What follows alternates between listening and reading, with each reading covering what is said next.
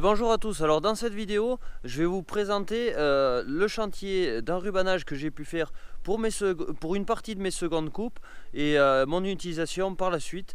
Donc je vais vous montrer le procédé de récolte afin de maximiser la valeur alimentaire et le moyen pour conserver tout simplement ce fourrage. Donc allez, c'est parti.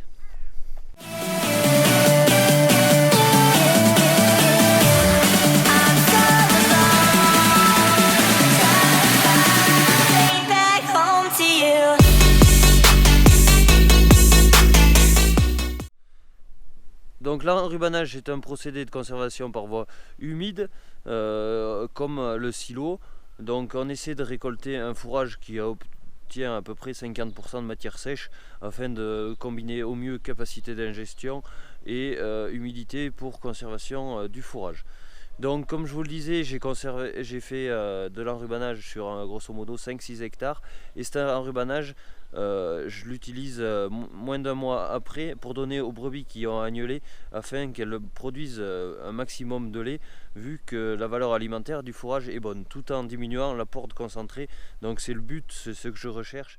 Donc alors tout simplement j'ai procédé à une fauche et le soir même, vu qu'il y avait certaines parcelles où il y avait très peu de regains dus aux canicules successives, j'ai décidé d'aller l'endainer de nuit afin de garder bien les feuilles sur le trèfle et ne pas les perdre au champ. Il faut savoir que les feuilles sont riches en protéines et donc pour la production laitière, le but c'est de ne pas les laisser à travers le pré.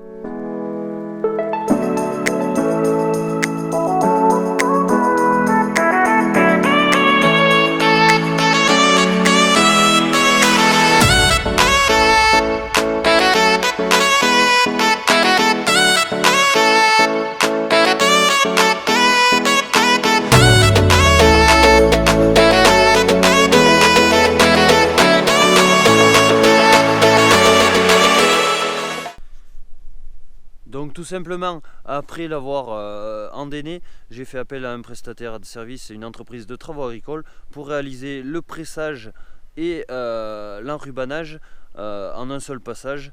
Donc avec ce qu'on appelle un combi pack ou autre, donc qui combine deux actions, à savoir le pressage et l'enrubanage. Donc au niveau de la récolte, ça va assez vite.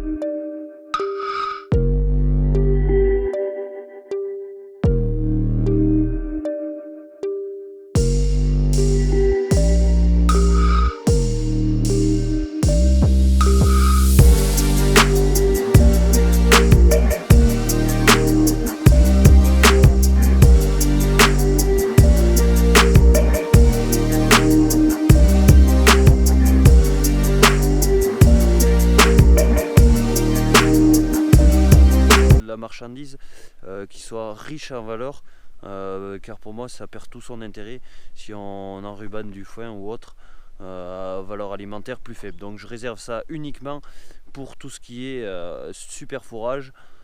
Donc ça mérite qu'on y mette un peu d'argent dedans, car ça a un coût.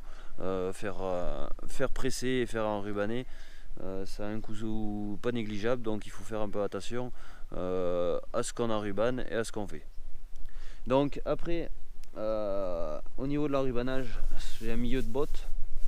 J'ai choisi de le faire hacher, donc ça me l'a coupé, donc ce qui favorise un peu la conservation et aussi au niveau des brebis, ça évite qu'elles en tirent avec leur bouche des fois par l'air paillé et de gaspiller du fourrage.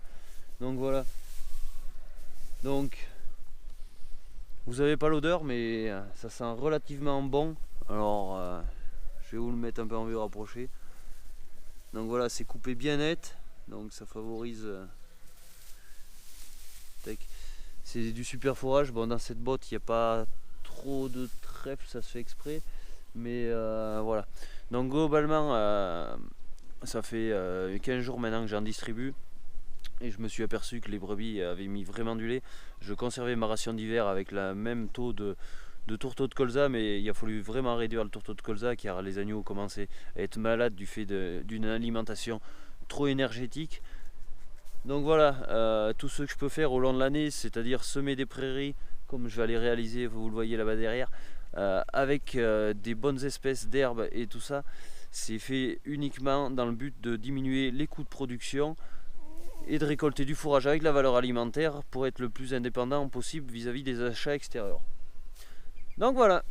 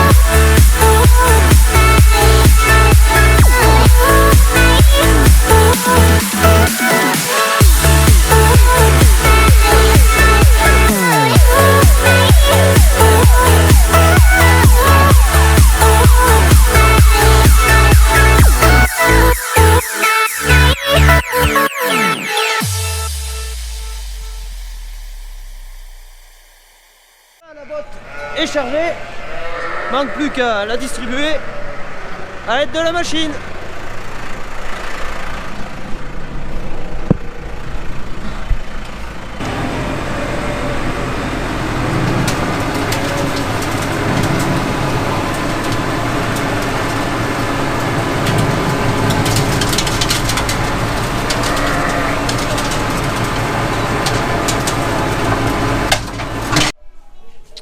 Voilà, je viens de distribuer l'enrubanage. Voilà le produit. Allez. On va leur donner à manger, elles vont faire beaucoup moins de bruit.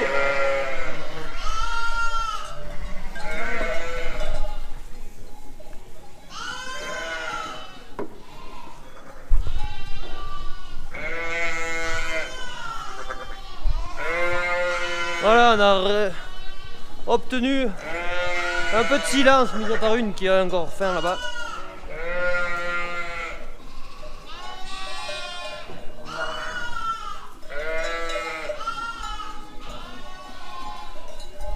Donc voilà, le fourrage est très appétant, elles en raffolent. Faut savoir que le soir, je leur donne pas de l'enrubanage, mais bien du foin pour favoriser la rumination. Donc voilà, là vous avez pas vu les agneaux. Ils sont fermés en case pendant une petite heure, histoire de commencer la transition des agneaux fermés et séparés de leur mère. Tout ça pour que les mères, d'ici un avenir proche, aillent manger de l'herbe dans les pâtures en journée. Voilà. Donc voilà, on en reste là pour cette semaine. Ensuite, la semaine dernière, il y a également eu la fin des moissons, mais j'essaierai de vous monter la vidéo pour la semaine prochaine. Donc voilà, emploi du temps très chargé, agnelage, semis de prairie et les terres de gym. Donc n'hésitez pas à liker la vidéo, à la partager et également à vous abonner, ça vous permettra d'être tenu au courant des dernières vidéos que je sortirai. Quant à moi, je vous laisse et je vous dis ciao, bye bye et à la semaine prochaine.